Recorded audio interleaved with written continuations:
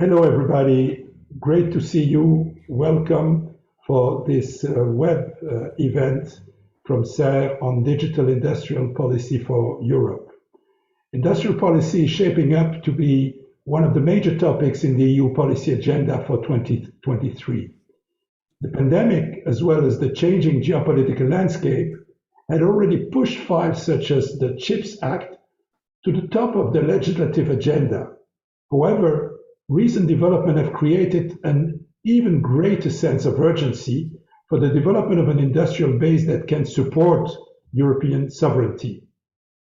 The European Commission is due to present on 14th of March, as part of the Green Deal Industrial Plan, also the EU's response to the US Inflation Reduction Act, its proposal for a Net Zero Industry Act. This will seek to boost the EU manufacturing capacity of so-called green technologies to avoid becoming heavily dependent on concentrated imports. And this is likely to set targets for each technology deemed necessary to decarbonize our economy without deepening its reliance on third countries. The proposed regulation will also fast-track permitting procedures for strategic energy projects. This shows that industrial policy can cover a wide variety of sectors. Digital has, however, been recognized as one of the key determinants of future competitiveness, making it an essential baseline for the whole economy. In addition, the speed, the scale, the systemic effects, and the synchronicity of developments have rendered digital to be a key component of geopolitics. And nevertheless, when it comes to the EU, member states are facing several challenges in certain digital industries.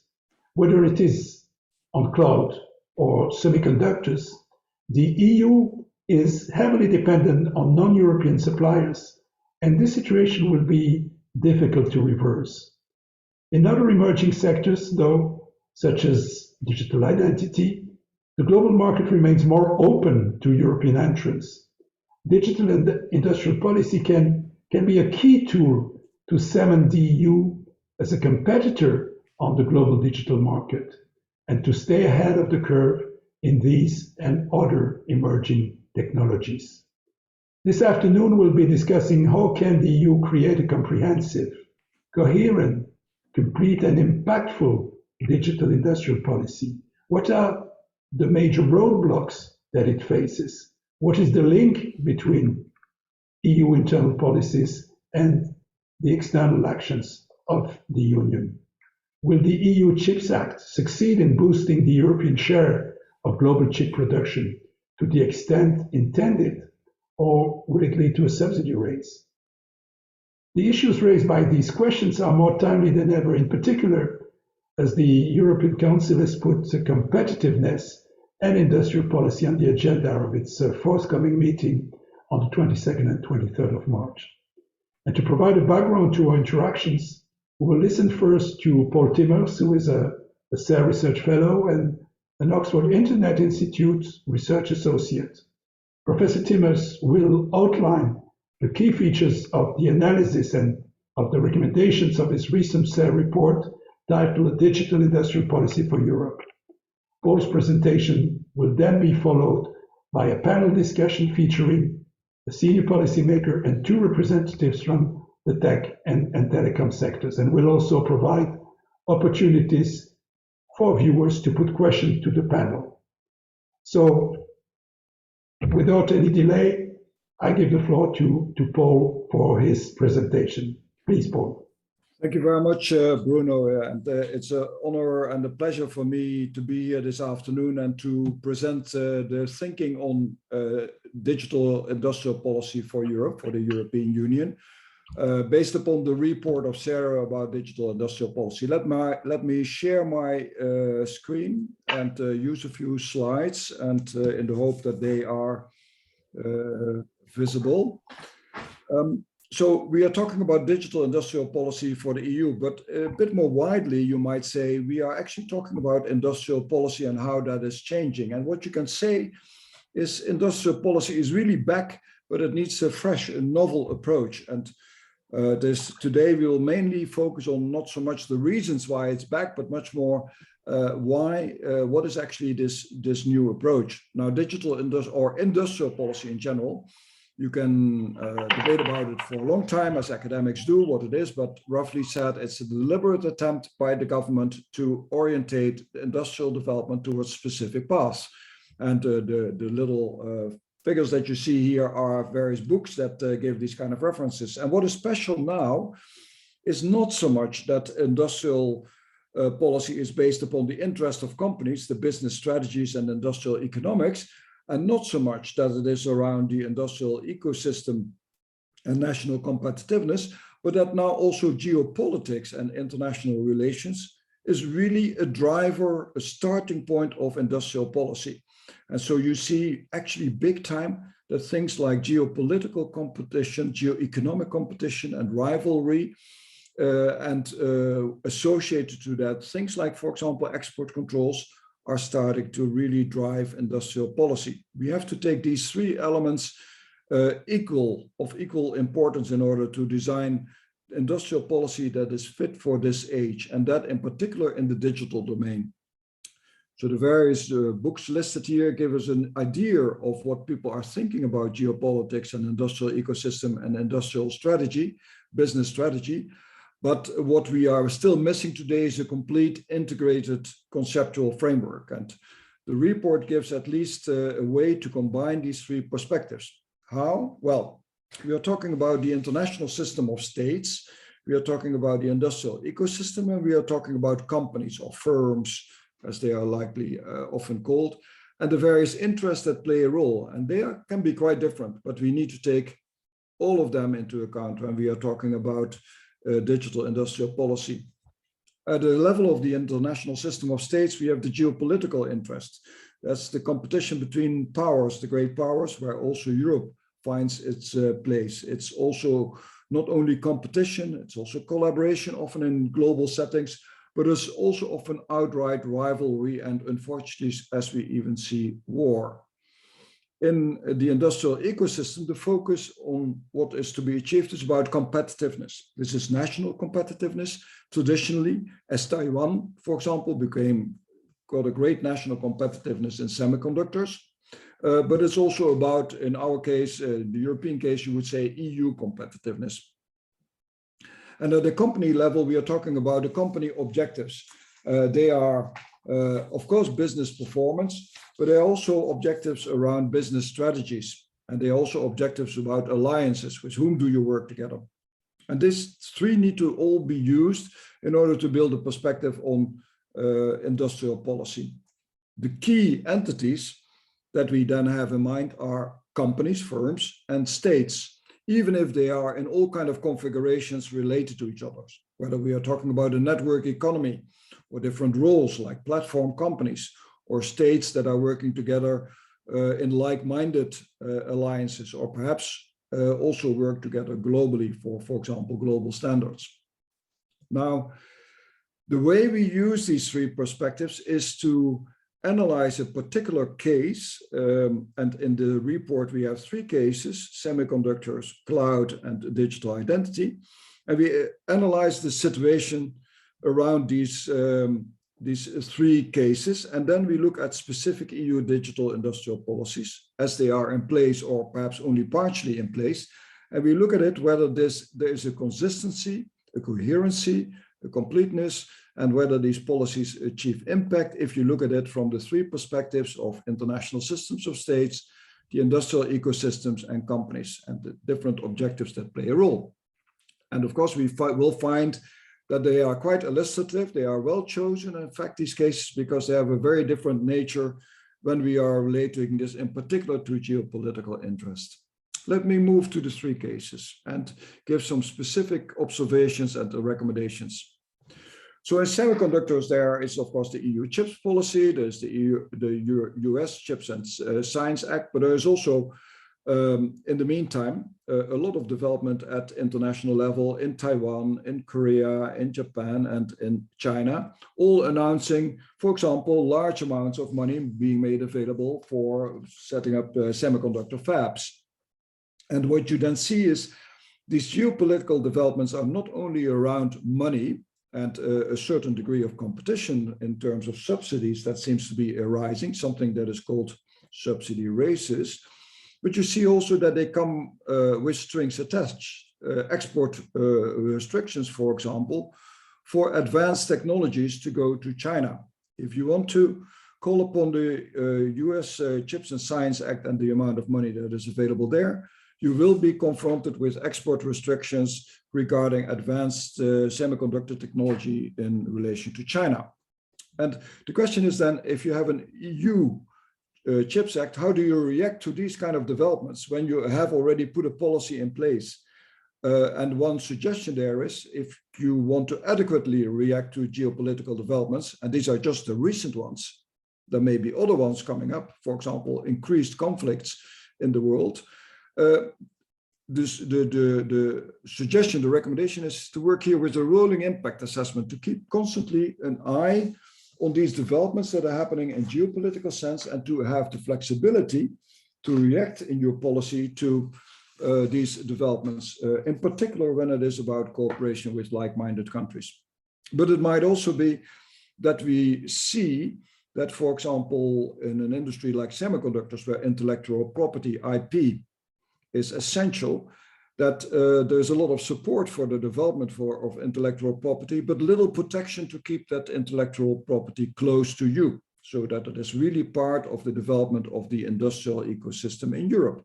And that means that you might have to consider that there are IP obligations, protection of IP for foreign takeovers attached to getting European funding.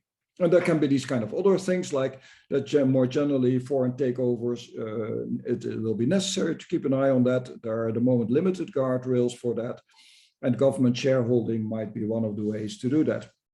The final point here is the interest of small companies. This is a field where small companies are essential. They are providing a lot of the advanced innovation, but they feel that they have a limited voice, and the way forward there could be to better include them in the European Alliance on Processors and Semiconductor Technologies, the CHIPS platform. So all of this to have a better fit to reality, the evolving reality, and in particular the evolving geopolitical reality in the field of semiconductors. Cloud is a completely different type of ecosystem, at least it looks at first sight. And in particular, when you look at the situation of cloud in Europe, what we see there is something like a hole in the industrial ecosystem. What I mean by that is that the basic cloud provision is not really in the hands of European providers. 60 to 70% of basic cloud provision is coming from the large American and to a degree Chinese cloud providers. And that's a handful of them, meaning that if you talk about an European industrial ecosystem, there's a very important essential part there, which is not under European control. Now, you can argue that's bad, that's good, you can have views on that, but if you're developing an industrial policy, you need to take that into account. You could, for example, say, well, I accept that this is the case, and I will focus mostly on providing added value, like trust services or artificial intelligence data analytics services to this basic cloud provision. That could be one way, but then you know that for the long run, you are tied to American cloud provision and a degree of American influence, unavoidably. You could also say, I invest in a European cloud. European cloud providers are my focus. But then you need to draw the consequences from that, for example, in investment and in public procurement rules. Or you could say, well, perhaps we should actually shift the whole way we look at it. And there is no centralized cloud in the future as the paradigm, or not only centralized big cloud, but we will also have a lot of edge cloud and develop then your competences and your strengths, your capabilities and your capacity and your control, so your strategic autonomy in the field of edge cloud. Now, all of that, analyzing all of that, leads to the conclusion that there are a number of risks around cloud, EU cloud policy in Europe at the moment. And must be said, there is not a completely integrated, fully coherent EU cloud policy actually on the table, not to the degree that we see it in semiconductors. But given this situation, there's a risk of strategic ambiguity and market confusion. There needs to be a complete and coherent EU cloud policy, is the recommendation. We also have to be careful, as if you look at it from the European perspective, Europe has to be careful about its strategic autonomy when it's about edge cloud. And although edge cloud is an important element in the description of what European cloud activities are, there is not a coherent edge cloud policy. And if that is considered to be a viable alternative, then a real industrial policy needs to be developed around that. And that has, of course, international consequences. And finally, in this field, we see that actually cloud is really back-to-back with other digital policies, whether this is 5G, 6G, or even semiconductors, and that's not fully exploited. And all of these policies, 5G, 6G, semiconductors, have their own international geopolitical dimension. The final example is digital identity, where the recommendation is develop a real industrial policy as soon as possible. There are many elements in digital identity, and digital identity is that one example where sovereignty is very close to the issue of digital identity, because digital identity is about the relationship between citizens and the government. And in the European setting, you want to have democratic control on that. You want to have, as a citizen, your own say of that, but at the same time, you expect also public services and many services, in fact, also financial services, for example, to be able to use your digital identity. So there has to be trust safeguards in that, and also the real practical use. Nowadays, we see that there are elements around digital identity and digital wallet, which is a broader concept. There is also regulation there, there's investment, but it isn't all formulated together around a true industrial policy that makes sure that in the long run, there is sufficient capability and capacity in Europe to provide digital identity and sufficient control on this, what is really a sovereign asset. And you can imagine where other providers are coming from. That's mainly the platform providers that are mainly non-European. So there's a priority to develop an EU digital identity industrial policy, and also to use the international potential of that, which is actually significant. And an example of that is the success, I would say, of the COVID vaccination pass, the COVID digital pass, which is an example of a digital wallet facility that is linked to your digital identity. Let me get to the final part. These are specific recommendations from which we learned that this geopolitical dimension is really to be taken seriously, and not as an afterthought and as an outcome, but actually right away from the beginning, and that it is to be combined with an ecosystem analysis and with the analysis of the interest of the companies, the firms themselves. But there are also general recommendations, and these are, amongst others, that digital industrial policy is something like an end-to-end policy or complete policy.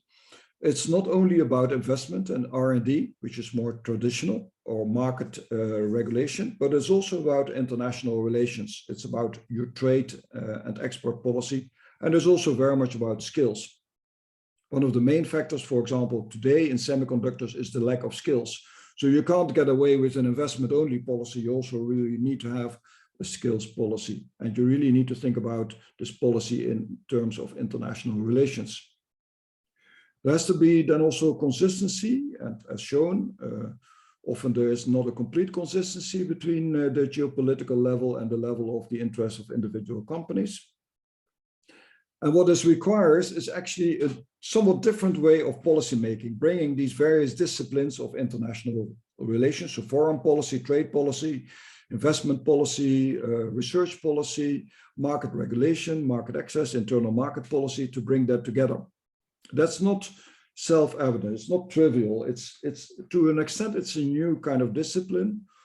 And this is not only for the European Commission and the Parliament and member states to do, to have that type of institutional capability, but also for industry and standardization organizations. And importantly in that is policy development is step one, policy execution, implementation is very, very important too. And this also needs to come with democratic accountability and a new thoughts about the balance between competition policy and industrial policy, and certainly a new kind of venue to be strengthened, bridging between industrial policy and foreign policy. Completeness, consistency, and institutional capabilities. And then finally, what is necessary is to have proactive monitoring. A reactive industrial policy is bound to lose out when there are fast geopolitical developments, and when these geopolitical developments are around the weaponization of critical dependencies. And so today there is analysis happening of critical dependencies. We can forget about it to do everything on our own as Europe. Even it will be difficult to do everything together with like-minded partners in a number of sectors, and semiconductors is an example of that. So there will be remaining critical dependencies, and you need to not only know them, but also know how to deal with them, to perhaps take them away, or perhaps actually even to strengthen them, because you want to have a dependency, but you need to have a consistent and outspoken industrial policy around it, and not let it kind of slip away. So critical dependencies analysis is a core point, and that is forward-looking. Finally then, the report gives a general approach, a general way in three perspectives to develop digital industrial policy. It applies it to chips, cloud, and ID, electronic identity. But there are other areas, many other areas that are of interest, and we need to have a serious debate about the priorities that are there. We suggest in the report that quantum is one of those, 6G, cybersecurity, AI, open source, that these are areas of priority to develop a full-fledged digital industrial policy in this triple perspective. And it's also an interesting opportunity to kind of reverse the starting point. So not start from the industry that is technology centered, but rather start from the industry that is a user of the technology, and especially major EU industries, user industries like automotive, pharma, health, but also government and defense, and work with them in order to verify and validate that the industrial policies that we are developing make sense for them. They are really part of the industrial ecosystem. They often have different geopolitical interests than the countries and the states, because they often want to go global, whereas countries may want to take a more regionalized or my country first type of approach. So doing this back-to-back is probably a very sensible way of developing strong digital industrial policy for Europe. And with that, I thank you, and I hand back to the moderator, to Bruno Lipperberg. Thank you.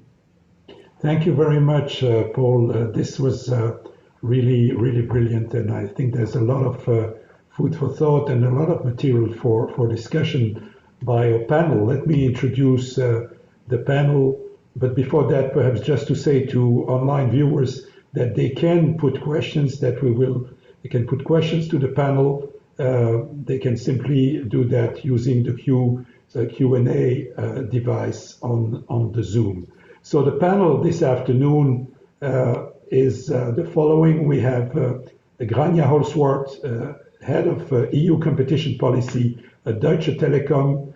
We have Henrik Bourgeois, VP European Government Affairs at Intel. And we have Thibaut Kleiner, the Director Policy, Strategy and Outreach at DG Connect at the European Commission. I'd like each of you perhaps to focus your introductory statement in sharing with us in maximum 5 minutes the three things you like most in the report and three you disagree with. So I will start with Thibaut Kleiner. Thanks a lot, Bruno, and nice to see also familiar faces in this panel. So indeed, Thibaut Kleiner from the European Commission in DG Connect. I think it's a very timely discussion we have today, because indeed the Commission is preparing some contribution for the forthcoming European Council precisely on this issue of competitiveness and what kind of European policy we want for the future. I think the report is really very interesting on the digital sector. Maybe one thing I thought I wanted to dwell upon is also a little bit this idea that there is a need for a new type of industrial policy. I think that the report takes it almost not for granted, but takes it as a starting point. And I think it's interesting to actually dig a bit more into this. Why is it that this is happening right now? And I wanted maybe just to state that we are really witnessing some changes overall. It's not only the geopolitics; it's also, I think, a change of perspective inside of the EU.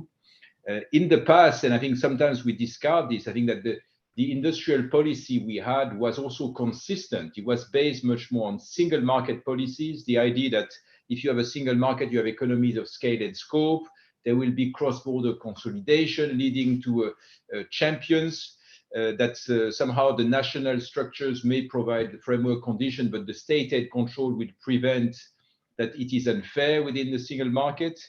And with trade policy, we have international specialization that will also favor EU industry. So just to say that it makes sense somehow in a vision where you have free trade, you have somehow Pax Americana, you have a rules-based system internationally. But right now, I think that we have a situation like I would call it like the end of naivety, maybe, you know, just to take also maybe a formulation of Commissioner Breton, who has been championing this new vision on industrial policy. Being naive in a way is the criticism about this view on single market policies, trade policies being insufficient for at least two reasons.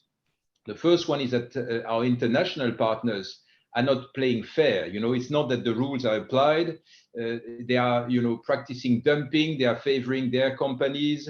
They are cheating. They are copying what we do and so on. Protectionism is back big time. And the example is, for instance, the Inflation Reduction Act and the Buy America Act, very strongly in the front line these days. But also the idea is that the value chains have shown they are not that well functioning. And this was also the COVID situation. Suddenly people discovered that we are dependent, that we need not only to rely on trade to source our products, but we need to have also homegrown bases. And this was another very acute realization that we cannot be naive that people will provide us with the goods they owe us. No, we need to have more leverage. We need to be able to do it in the EU, hence the things like the CHIPS Act, the vaccine production, and so on.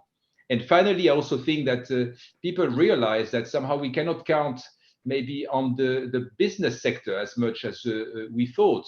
There was a fantastic interview recently that I saw of the former economics minister in France, who was saying that actually the price of treason in industry is 13 million euros.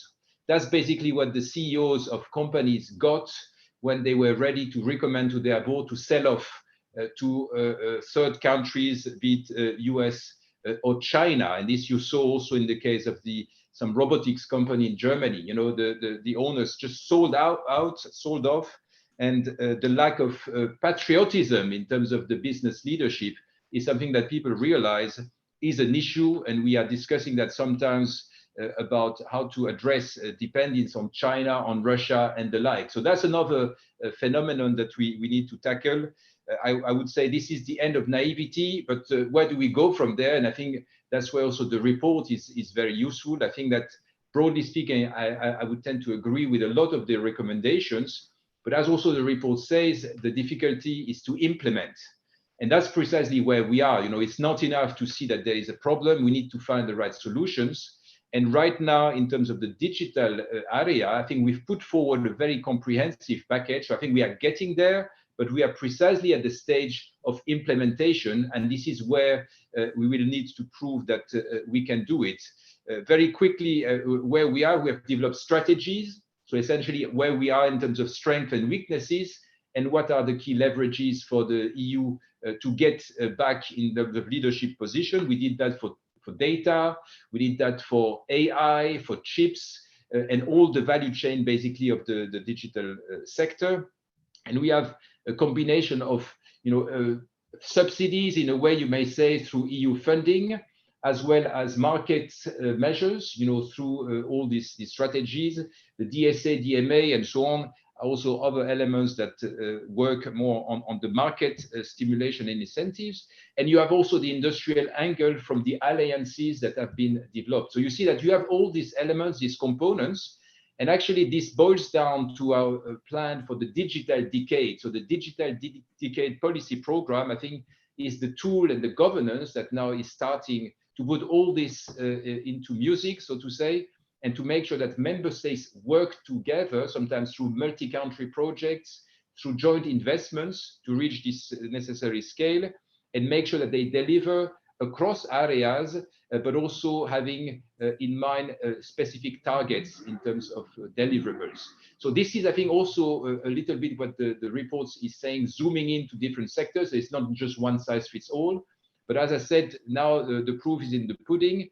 And I think the CHIPS Act certainly is the big test for where we are. I mean, it's a pity Dan Nika couldn't be with us today, because I would have been very, very curious to hear his point of view. We have trilogues this week on this. Let's hope we can make it very soon, because it will be probably there that we can see if we can get back on track. Happy to continue, but I think I should stop there to let the other speakers. Thank you, Thibault, for a very comprehensive introductory statement. I think what I note is the end of naivety, very strong, and we'll come back to that. And also the difficulty of the challenge, what I would call the challenge of implementing. As you know, we at SER are very conscious about that, and that is the reason for the new project that we're launching of the SER Forum on the DMA implementation, where we want precisely to try to go deeper in understanding how the legislation could be efficiently and effectively implemented to the benefit of everybody. So let me give the floor now to Grania Olswat from DT. Your three things you like in the report and the three you disagree with, Grania, please. Thank you very much, Bruno, and thank you, Paul, for this really timely report. And I couldn't agree more with Thibault on the end of naivety and also the implementation task, which then is the other end of that. And maybe I put my comments somewhere in between there. I think it's pretty clear that in times of crisis, war, geopolitical changes, drastic geopolitical changes, we need to take a fresh approach to industry policy, and obviously in this time and age, digital is at the core of that. And looking at the report, I think one point the report rightly makes, given the complexity and interdependencies in this modern times, the industry policy refresh needs to be multi-purpose. It cannot just serve the purpose of having a EU competitiveness. There are several interrelated policy dimensions, as you put it, sovereignty and resilience in times of war and supply chain issues, Green Deal and digital as the EU twin targets. So you will have this multi-dimension industry policy approach. On the other hand, if you now regard the digital dimension, I think you very rightly point out the unique 4 S's, so the speed, the scale, systemic, and synchrony. And I think particular in fragmented European markets, we suffer from the speed, being caught in bureaucracy, and we suffer from scale, being in fragmented markets in the digital industry where network effects are key. And the third point that I wanted to refer to is in the risks and pitfall sectors that the report mentions, which is repeating past mistakes. And that's kind of goes to Thibault's point of waking up from the naivety, not taking the winds of change serious enough or being too self-confident. As Deutsche Telekom CEO put it at the Mobile World Congress last week, is that Europe needs to get out of its comfort zone. And he doesn't mean Europe in the sense of the European Commission, but Europe in the sense of the Commission, the states, and the industry. They need to get out of their comfort zone. They need to take risks, simplify, and go with speed. And it's not that we can't do it. I think the pandemic has been a super good example where we showed that we can move speed and pragmatically, but we need to now translate that and take that forward. And by the way, that I think is not only limited to digital. I think that's maybe one point where I would disagree, because I think we, as I said, it's multidimensional, and it's not only digital that trailblazes the new industry policy, but it's on all the dimensions that I've mentioned beforehand. And now maybe going more concretely into one of the cases you selected. On the cloud, I think the report identifies the existing problems, i.e. that it's dominated by non-EU players, and that the report also asks the right questions on how can we get European sovereignty, and how can we build up our own capacities. And I very much agree with the three options you present, and I actually don't think they're not only not mutually exclusive, I think all three are needed. And I have even two more that I would add to that. And one being that the cloud needs to be on European terms. So we have kind of already established the dependence on the basic cloud, as you have said. I don't think Europe will catch up there. So, but while still being open for non-EU cloud providers, I think we need to make sure that we have the European rules and values implemented, i.e. privacy, security, etc. And the other point I would add in the cloud ecosystem is co-opetition. We will be in an environment where we will need to compete and cooperate at the same time. So as DT, for instance, we are competing with cloud services head on head with the hyperscalers.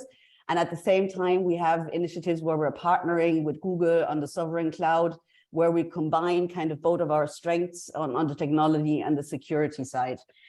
And the way we see the policy kind of structure in the cloud dimension, we see it on three pillars.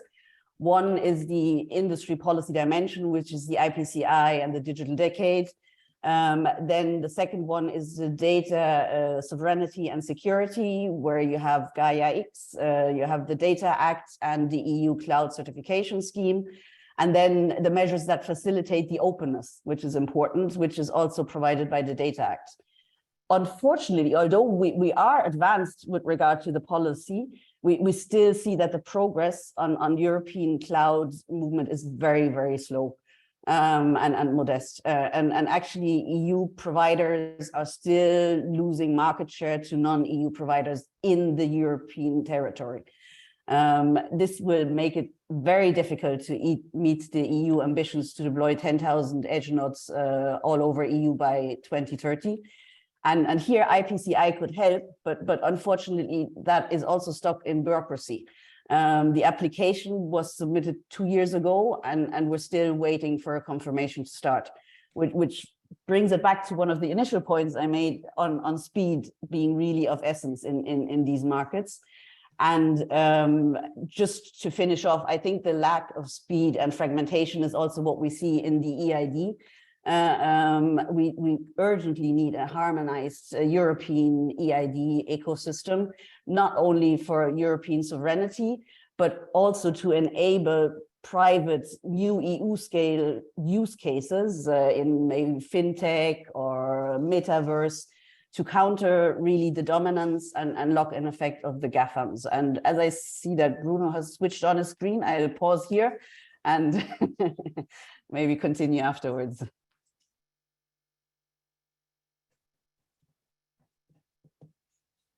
Bruno, you're mute. Thank you, sorry, I'm new with Zoom. There are lots of things that I get. Thank you, Grania, I said, and thank you for your statement. You mentioned a number of things. You mentioned the need to have a multidimensional digital industrial policy. I think this is something which is well taken. The call of Europe to get out of its comfort zone.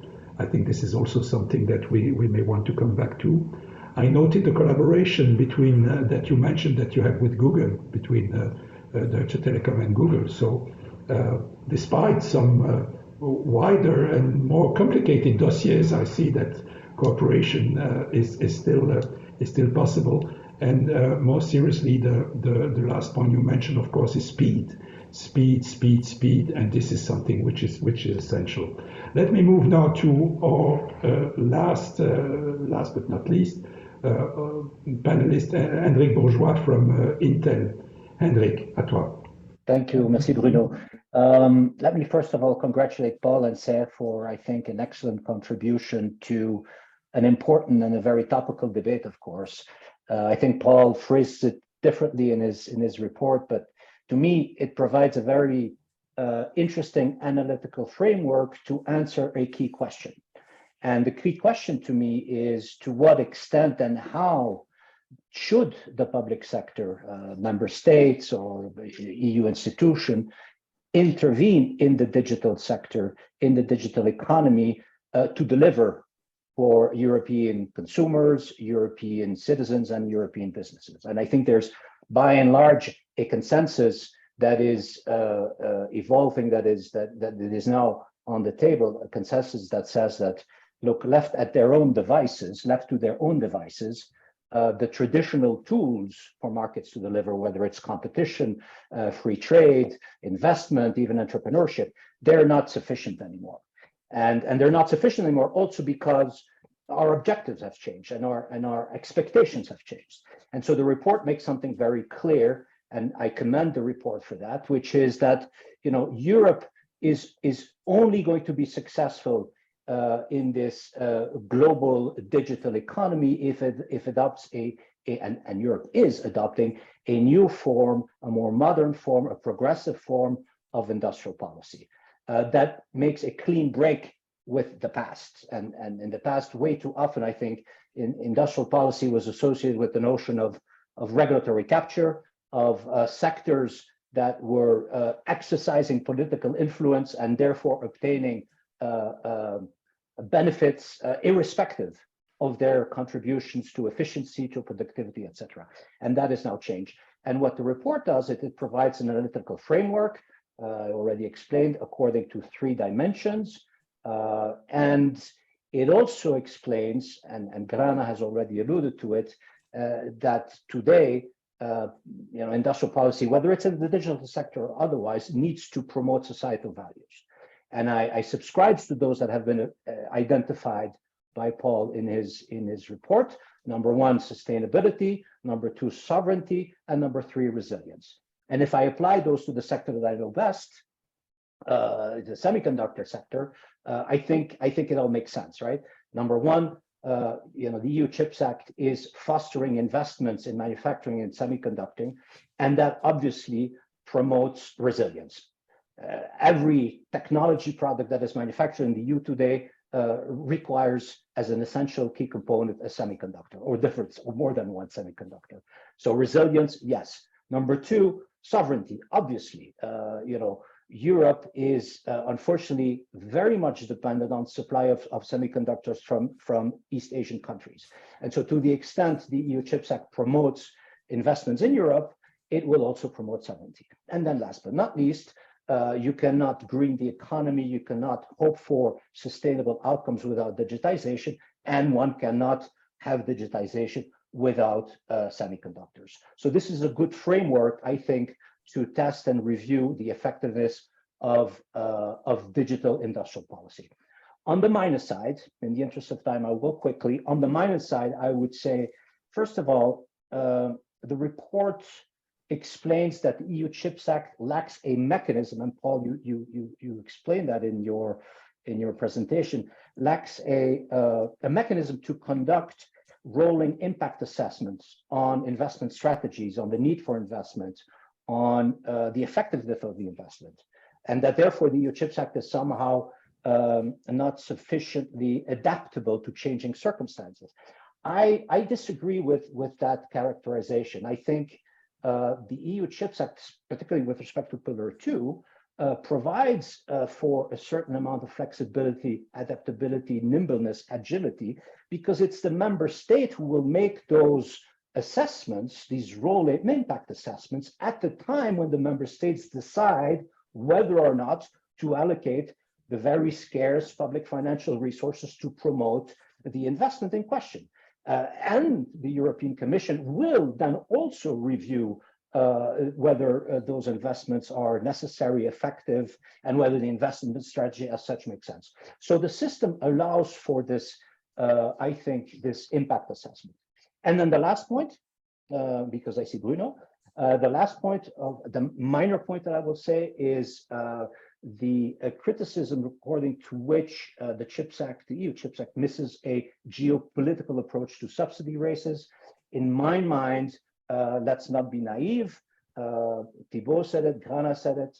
In reality, we have an EU CHIPS Act and we have a US CHIPS Act because of the long-standing, deep, significant, aggressive government support that Asian countries have been given to their semiconductor industry for decades. And so I think it's hard to suggest that this is not a geopolitical dimension because it's intrinsically linked to the fact that we have an EU and a US CHIPS Act. I will stop there. Thank you very much. Thank you very much, Hendrik. I think the first thing you said, which is basically that the industrial policy is again legitimate in Europe. This is really the big news because those of us who were present in the last century will remind very well that during a long time, industrial policy has been considered as a dirty word, as a dirty expression. I mean, you do industrial policy. That was nearly an insult. And we see now that, as Hendrik rightly mentioned, the role of the public sector in devising the conditions for the growth and the competitiveness of the industry, and in particular of the tech industry, has again been underlined, and I think it's on the forefront. Same on resilience and sovereignty. Clearly, these are concepts that we hear now. Sovereignty perhaps a bit longer, but let's remember that before the pandemic, were we really talking about resilience? No, everybody talks about resilience. So clearly, this shows that the environment, and in particular the geopolitical developments, as you mentioned, Hendrik, are important. And that will be my first question to the panel. What is the impact on all this of the geopolitical development? What is the impact of the US-China decoupling on the EU digital industrial policy? By the way, this was supposed to be my first question, but it's also a question that came up from one of our viewers, Peter Ida Kostic, who is a fellow EU researcher at the University of California, San Diego. And he's asking basically the same. So who wants to answer that? Perhaps Thibault. So the question is about the geopolitical angle, if I understand correctly. What is the impact of the geopolitical developments on the development of a digital EU, of a EU digital industrial policy? Yes, so I think it's very clear that this EU situation in terms of digital is critical these days, because I mean our analysis shows that in fact we lag behind in something like 8 out of 10 transversal digital technologies. So that's something which is really very, very serious.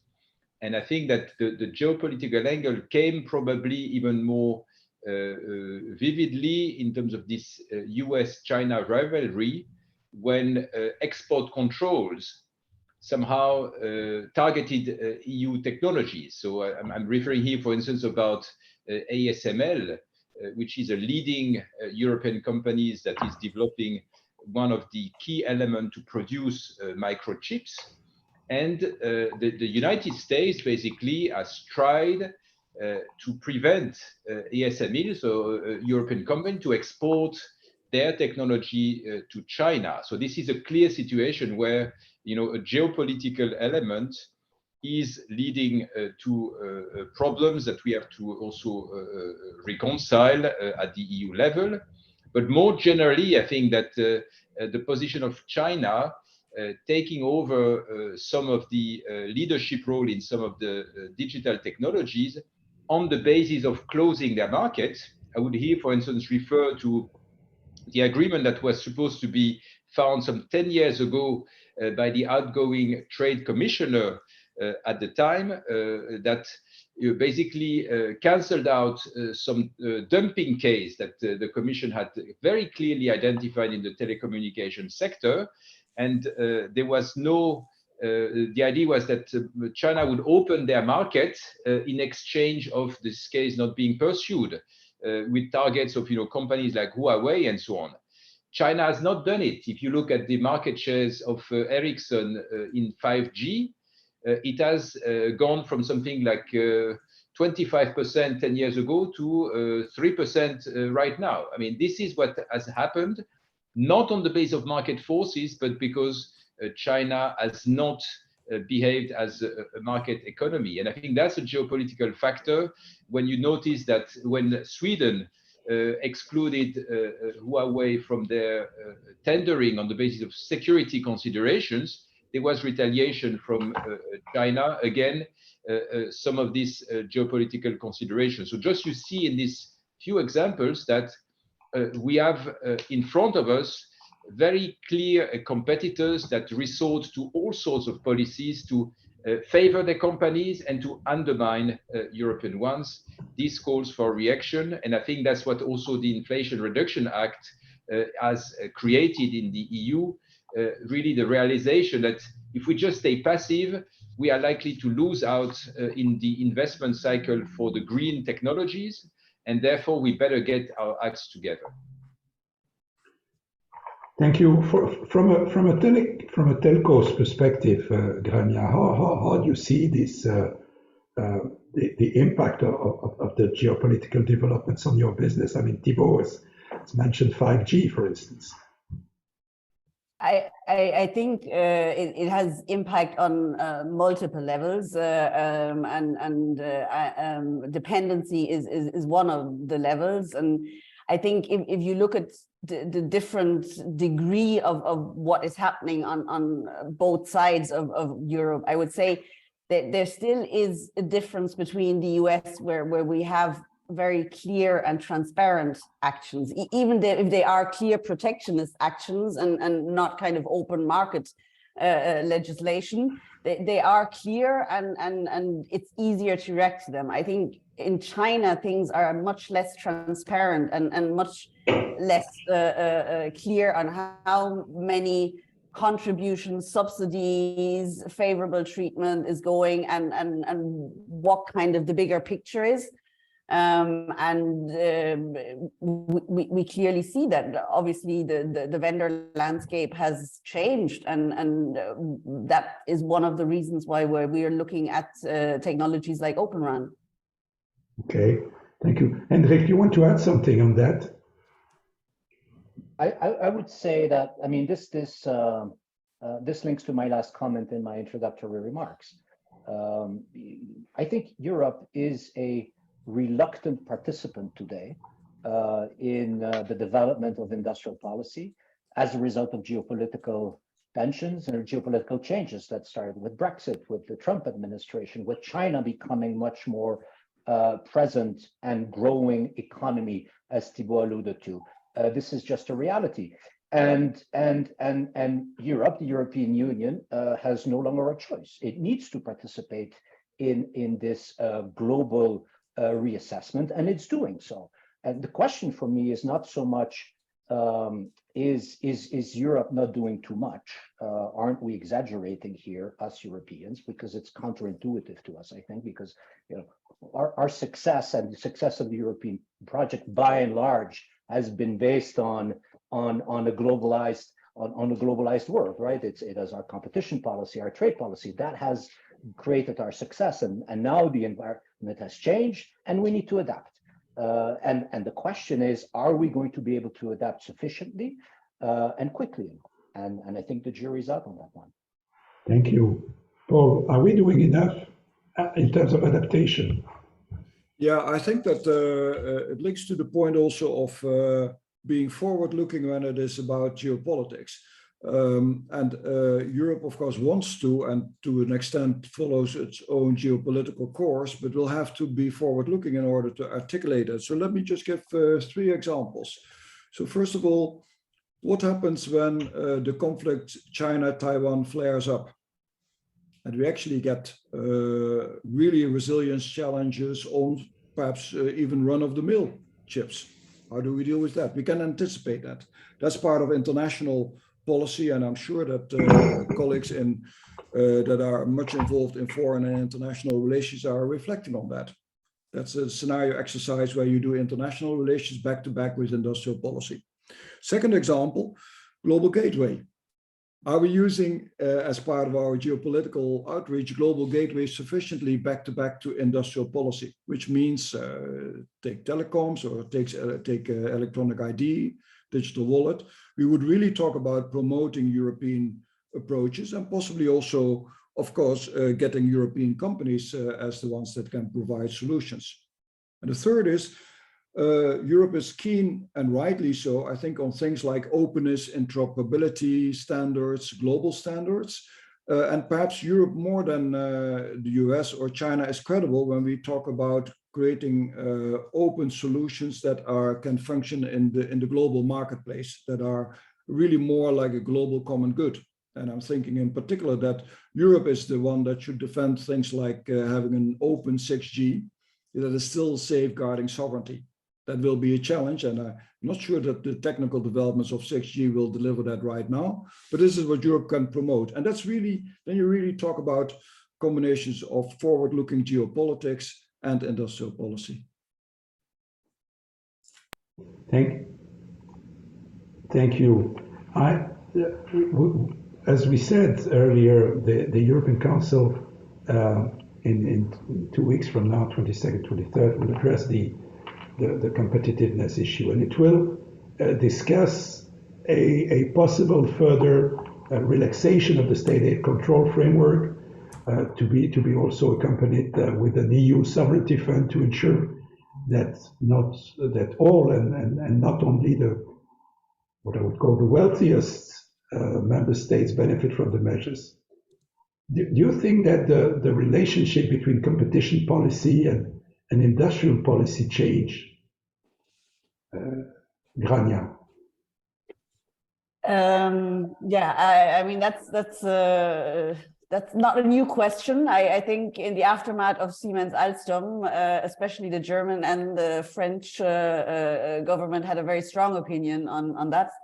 But I think it's kind of shaken out to be somewhat that competition law main objective should be preserve fair competition and enable proper functioning of the markets. And it should not be instrumentalized to implement industry policy. So it really should have this overriding objective of preserving competition. At the same time, not only after Siemens Alstom, but also now you can see a louder call for industry policy to become stronger in light of the geopolitical and economic changes. I think we see some instances, like for instance, if you in the wider sense of competition law want to look at the foreign subsidies regulation as a tool where you have industry policy. You have mentioned the state aid, which obviously has an industry policy angle. Although I very strongly think we need to caution against, if we open up the state aid framework, that it's not abused for national interests, but that really we need to ensure that this will still foster the single EU market as a whole and strengthen the single EU market and not some national interests. That being said, now going into the kind of the more traditional competition law analysis, even there we see notions of industry policy. For instance, when you look at environmental considerations that are being trying to integrate it into the notion of consumer welfare and in the kind of more traditional assessment of harm and efficiencies. So I think while competition law is not the right tool to implement industry policy, and I think there most people would agree, there is still some room to have certain industry policy considerations that can and in my opinion, should be factored into the competitive analysis overall. Okay, thank you. Hendrik, what is your point? I mean, on this issue, Grania says this is an old discussion. It is indeed, but it's a fact that again, it is topping the agenda of the European Council in 2023. It is, and I think we will see where the dust settles on that debate. But look, paradoxically, competition law allows to reduce intra-brand competition, or allows temporary digressions from pure internal market competition policy to promote inter-brand competition, right? And this is what, in my mind, we've not done enough of, is we've not been willing to accept a welfare reduction in intra-brand reduction of competition in the hope that we will increase welfare on inter-brand competition, Europe versus other regions of the world. And that's a very important topic, and I don't think we've done enough of that. If you look at the EU Chips Act as a model or a potential example of what is to come in other sectors, then my answer would be that the EU Chips Act is absolutely not bending the rules of state aid law. How could it? There is still the EU Treaty, and the EU Chips Act does not trump the EU Treaty, and that will be the case until the next future, until perhaps there will be a treaty change. But as long as we don't change the treaty on those specific points, I think that we will see a system where competition policy, single market considerations will have a very important influence in the debate and in the outcome of the debates. So that's what I would say on that topic. Let me follow up with this with you. You talk about the Chips Act. What lessons do you draw from the fact that in several instances we see that the actual implementation of the decisions to set up chip plants in the EU seem to be postponed for budgetary reasons, for permitting reasons, perhaps for other reasons? So I have two questions for you. I mean, is the money really going to be there? And how real is this? Well, I think it's very real. I think the money is there. A lot of member states are tapping into resilience and recovery funds of the European Union. Spain, for example, just to name one example, has allocated approximately 12 billion euro in its budget to a national semiconductor plant. So the money is there. At the same time, building a mega fab, a manufacturing plant of chips, is an incredibly capital intensive exercise. I mean, it costs approximately at least 20 billion euros to create a mega fab for leading edge chips. And so, I don't think anyone should be surprised that these things don't happen overnight. And having said that, at the same time, all of this will still operate under the current framework of EU state aid rules. That means that the European Union, the European Commission, will continue to determine whether the aid provided by a national member states is necessary, appropriate, and proportionate, right? Whether it's necessary, would the investment take place without the incentives, yes or no? Is it appropriate? Is it, are there less anti-competitive means to pursue this new economic activity? And is it proportionate? The European Commission will continue to determine whether or not there's no overcompensation. So these questions are very complex and they take a lot of time. And so I don't think we should be, surprised that these investments don't happen overnight. Having said that, the EU Chips Act has already seen a number of investments that have been successfully announced and started in the industry. So it's not as if nothing has happened so far, but I think things are moving, and they're moving in the right direction. Okay, thank you. A comment on that, perhaps, from either Thibault or Paul? Paul, perhaps first. Perhaps just a comment. There's a bit of a tendency, perhaps, to see the various CHIPS Acts that are around, and particularly the European one and the US, as if it would be a win-lose proposition. But obviously, in the international value chain for semiconductors, it helps if you can specialize. Actually, that really gives much better economics. You can only do that if you don't insist on complete autarky. And I think that realism does exist at the European side. In other words, to rather see that the total investment is at least necessary, is at least as large as the investment that has been put forward from the European side and the US side combined. We will probably need even more, meaning you should be working in the transatlantic relationship and also with other like-minded partners to some extent to a win-win situation, which also means that you should avoid contention around subsidy races. That's all wishy-washy, of course. It's nice to say that, but the actual practical working methods around that supposedly are being tried out in the context of the TTC should really be taken very seriously, and perhaps also be start to involve other like-minded partners. In other words, an exclusive approach, that almost destroys the economies of scale, the specialization that you need to have in something as complex as semiconductor design and production and delivery. Maybe just to complement, I mean, I think that I would phrase the debate a bit differently. I think that at this stage, the issue is much more national funding versus EU funding.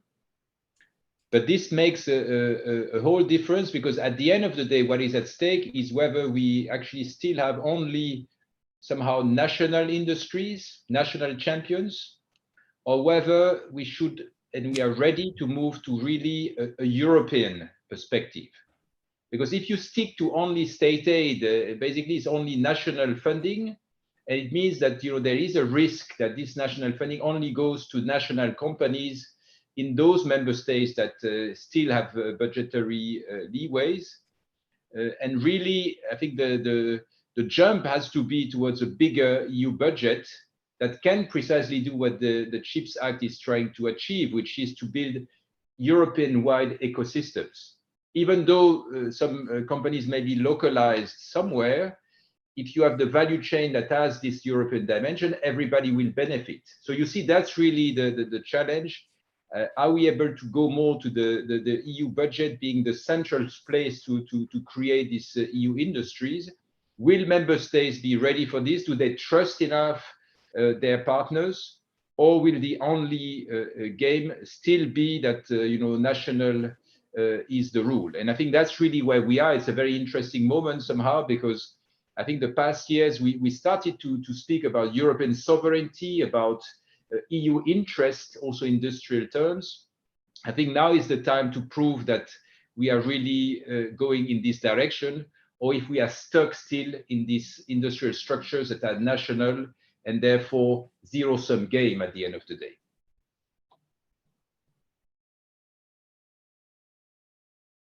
Thank you, Hendrik.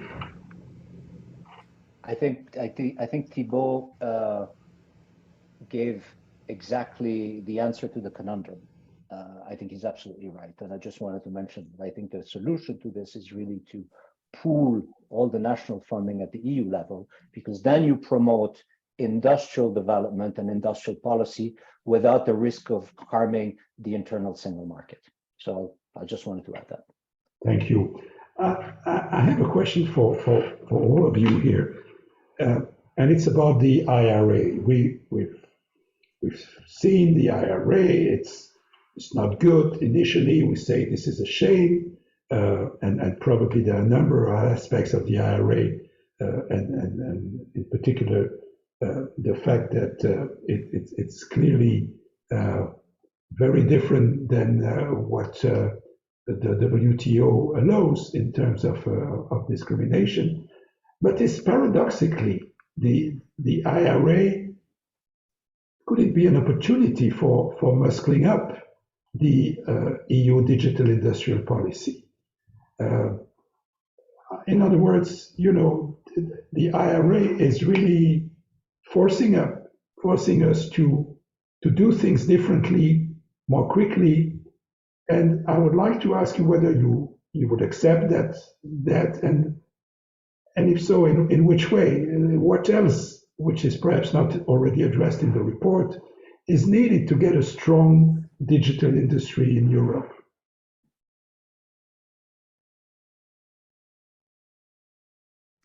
Hendrik.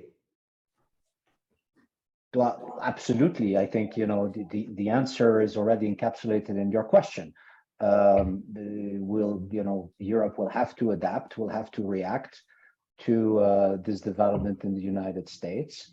And it's doing so, right? The European Commission is proposing a plan.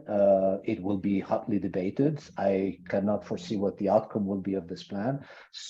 Presumably something that goes not as far as what the Commission is proposing, because that's the usual modus operandi, I suppose, in European policymaking and legislation. But it is changing things. Having said that, I also think it's important not to rely exclusively on incentives and grants. I think it's very important to continue to work on the right framework and architecture that will allow Europe to unleash all of its capacities, its talents, and its potential for innovation in the digital sector. And that will require also, promoting things like a capital markets union to ensure that we have a real venture capital market in the European Union, that we continue to work on eliminating barriers of investment and trade between the European member states and the digital economy. So I think it's not an either or answer. I think we need both. Okay, thank you. Thibault? Yes, I started by saying that probably it's the end of naivety in European policies. I think that probably the Inflation Reduction Act is asking us if the age of maturity is coming, because somehow, and I'm personally also involved in the Trade and Technology Council, and I can tell you that the Americans have been very straightforward with us. They are saying, look, you should be happy that we are actually taking care now about the environment, so this is in fact something that you share as EU, so you should be happy with this. And you shouldn't also be surprised that we try to defend our own interests and to build also homegrown capabilities. And we have no problem if Europe, you do the same. So please go ahead. We will not complain, because we are doing this as well. So I think it's really now the question for the EU and EU leaders to take their responsibility in terms of what kind of policy mix they want to adopt. And are they ready to basically choose a European solution? Are they ready to embrace maybe a more proactive element? Or do they feel that we have enough on the table to simply go ahead with the existing tools? I think that the risk with the Inflation Reduction Act, as I was saying, is more the investment cycle, because it's catching us where energy prices are very high in the EU due to Ukraine war. So it's adding harm to already a difficult situation. And you don't build, factories of the size of what Henrik was explaining, 20 billion. You don't do that every year. There is an investment cycle in digital for the cloud, the edge cloud, the chips, the quantum. If you miss it, you miss it for many years. And I think that's what we cannot afford. So hopefully the age of maturity will be that we prioritize our investments. Thank you. Paul Timmers. I think that the good thing perhaps you might say about an IRA is that it really rubs in that you need to have sufficient scale and sufficient speed and flexibility, therefore, also in your policies. So hard to realize that, I know, in a decision-making system as we have in the EU, but we will have to do that. And actually, in the past 2 years, I think it has been shown at European level that we can make a lot more speed and that we can also act more jointly together, even in difficult areas where otherwise, you know, take public health, take defense, take even shared debt, and those kind of things, where we take cybersecurity, which is close to national security, we can act together. So that's really something to build on, but not to let that moment pass. Need more of that. The bad thing about it is not only that it is this moment in time and may lead to irreversible investment decisions, as Thibault points out, you know, companies are deciding right now, but also to some extent, it's actually destroying trust. I mean, I think that other next digital industrial policies that need to be put on the table will really take into account that there can be unilateral initiatives that are not sufficiently coordinated. It's clear that we are not only in collaboration, but also in competition, but there still also needs to be a degree of trust. Why? Because between like-minded partners, you need to be able to offer the better alternative also to other countries globally. And you cannot do that if you don't have a reasonably trusted relationship, without naivety, but still a reasonably trusted relationship also in digital industrial policies. So I think that the IRA also brings significant harm. Thank you. Yeah, that's. I may add one point just to that. I think, and it goes a bit back to what our CEO said, to get out of the European comfort zone. I think, especially with regard to digital, we have taken pride in, and for all the right reasons, in moving in competition law against digital and moving fast on the GMA, DSA, etc. But we're now being overtaken on the industry side, which will hurt us substantially. And I think we need to get out of the comfort zone. We need to face reality that we're here in this situation in a reactive mode. Whereas we beforehand saw ourselves as leader on thoughts on how digital should be regulated, how digital should be treated.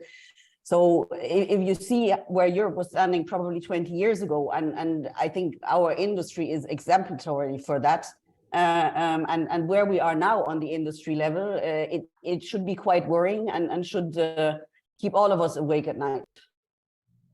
Thank you. Grania, since I'm with you, I'd like to ask you the following question. With the advent of new tech such as virtualization, for instance, the telcos are to some extent platformizing themselves. So what are from your perspective, from Deutsche Telekom perspectives, the key features of an effective EU digital industrial policy which are necessary for such transformation to become real and to become successful?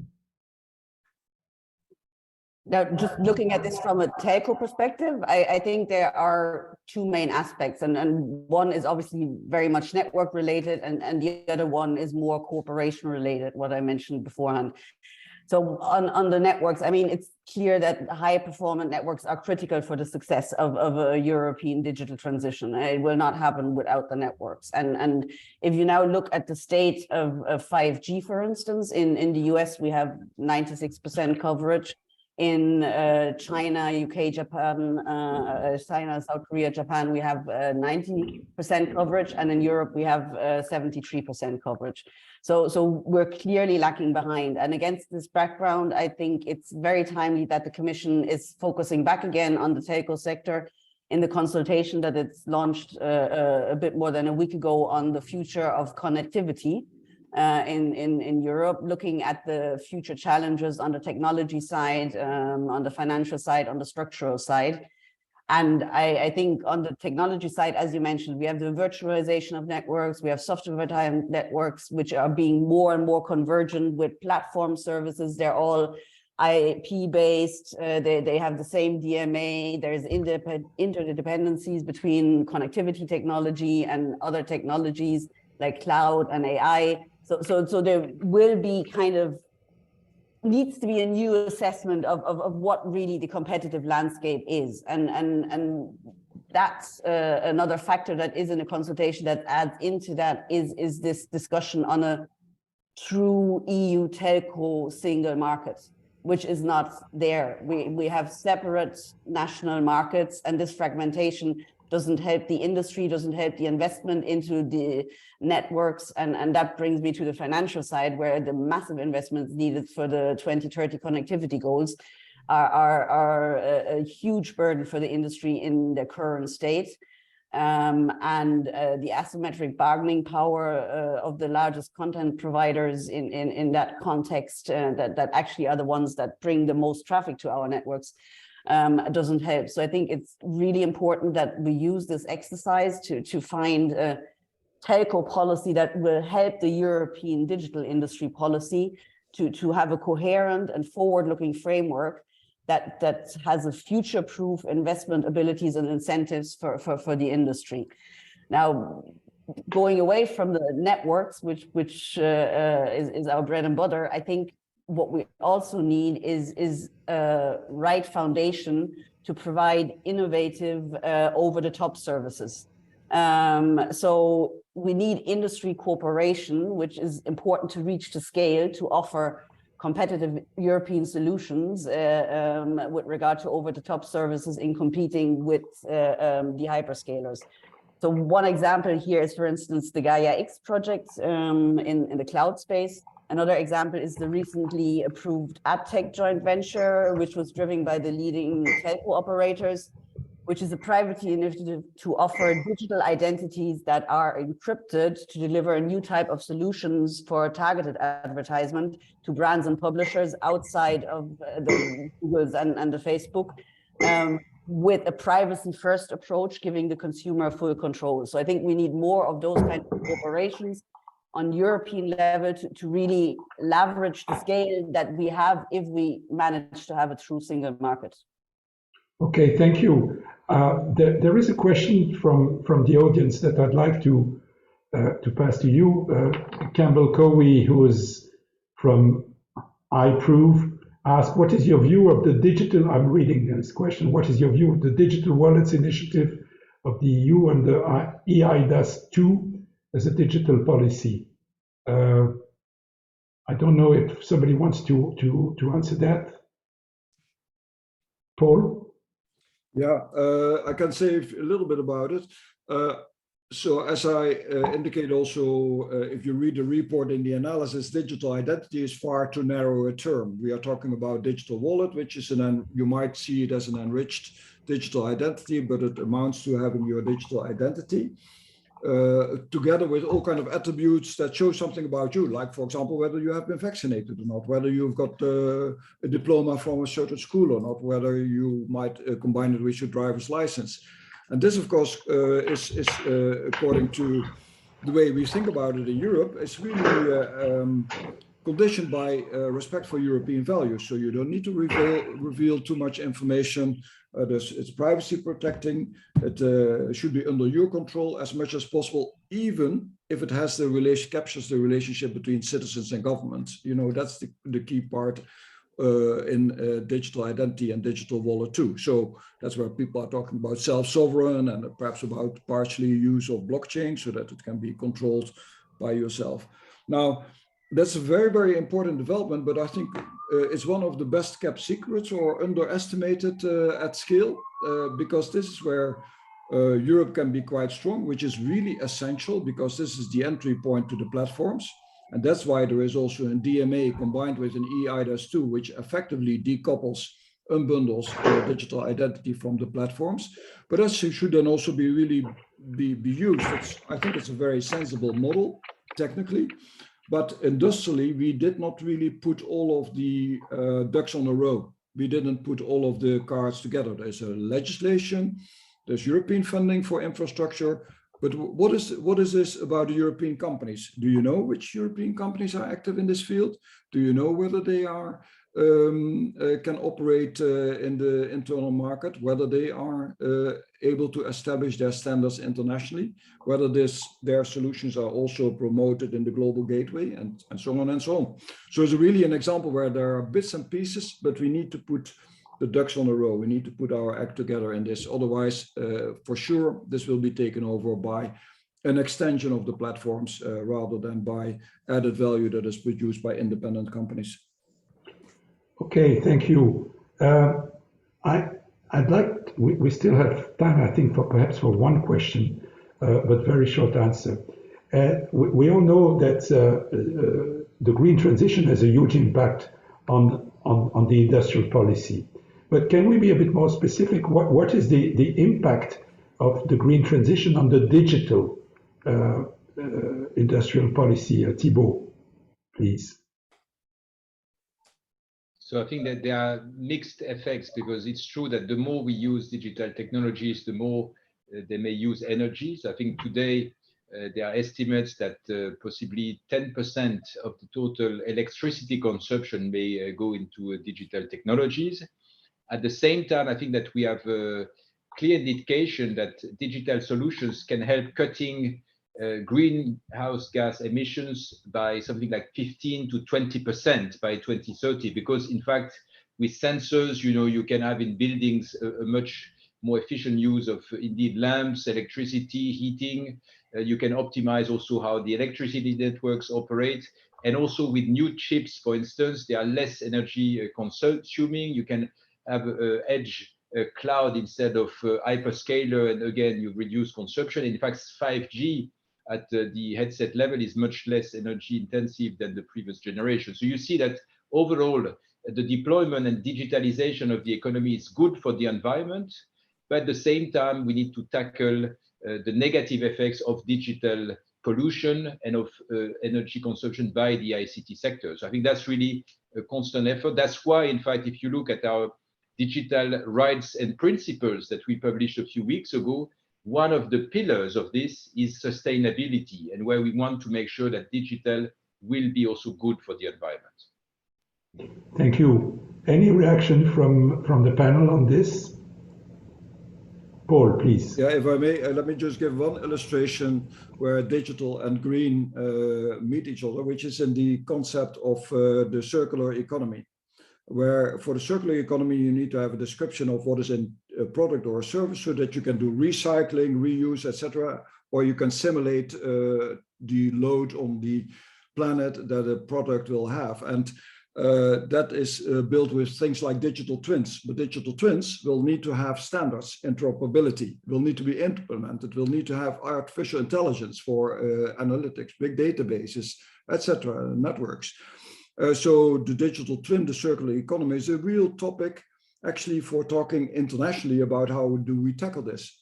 What happens when we see that it's actually so important that we can control a major part of the economy? It gets geopoliticized. And so it would be problematic if digital twins standards become regional rather than really international. So that's a real example where Europe has to take the lead. Say we want to have this global. It's good for us, it's good for the planet. And that's a real intersection between a geopolitical intersection between digital and green. Thank you. Hendrik, perhaps one word on that. I think there's a real complementarity between policies that promote renewable energy, green energy, and the development and deployment of digital technologies. If you think data centers, if you think, for instance, semiconductor manufacturing, it's clear that electricity and the cost of electricity is an important input, and therefore the need to ensure,